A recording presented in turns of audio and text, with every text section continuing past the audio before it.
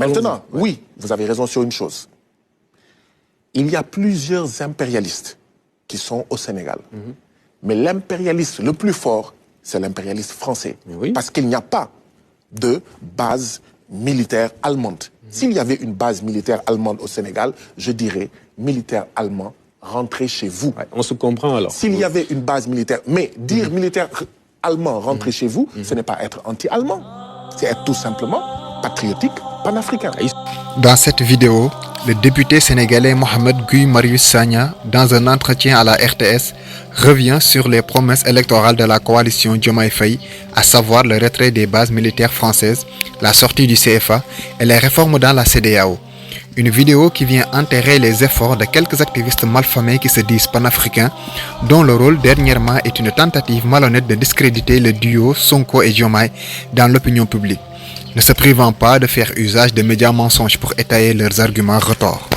Pour la décolonisation de nos affaires monétaires, ce franc CFA, c'est une monnaie néocoloniale. Nous sommes pour la sortie de tous les soldats français, pas la réduction, comme le dit Emmanuel Macron. Nous ne nous battons pas pour la réduction des soldats français au Sénégal, mais pour qu'ils s'en aillent tous. Maintenant, oui, j'ai dit tout à l'heure, nous avons 4 mois. Nous n'avons jamais dit que si nous sommes élus, dès la première semaine, dès le premier mois, dès le premier trimestre, dès le premier semestre, l'armée française allait sortir. Nous n'avons pas dit que dès le premier semestre de notre élection, nous allons décoloniser nos affaires monétaires. Nous avons dit, si vous nous faites confiance et que vous nous élisez, d'accord, les bases militaires françaises vont partir, nous allons sortir de cette monnaie néocoloniale. Nous sommes toujours dans cela. Monsieur Nying, n'oubliez jamais une chose. Nous avons pris un État qui est néocolonial. Le président Bassirou Diomaye Diakhar Faye est élu. Il lui faut déjà décoloniser cet État. Il est en train de s'y atteler depuis son élection. Les membres du gouvernement nommés, les directeurs nommés, ce qu'on a appelé les chamboulements dans la justice, les chamboulements peut-être dans la police, dans la gendarmerie. D'accord ? Nous sommes en train de procéder, ce n'est pas encore fini, à la décolonisation de cet État. Parce que personne ne peut faire les ruptures et transformer un État, un pays, en utilisant tel quel l'État dont il a hérité. Les prochaines élections législatives seront déterminantes. Je dis beaucoup des ruptures, y compris monétaires, qui vont être faites. Certaines passeront par la case Assemblée nationale. Nous sommes encore minoritaires là-bas.